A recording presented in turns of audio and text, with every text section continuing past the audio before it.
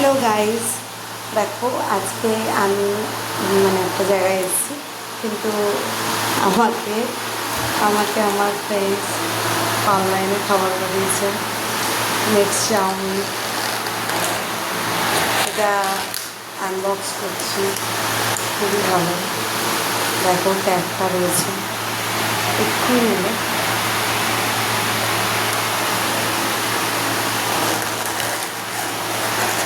ও এটা র্যাপ করা, যাই হোক এটা খুলছে, খুব গরম আছে।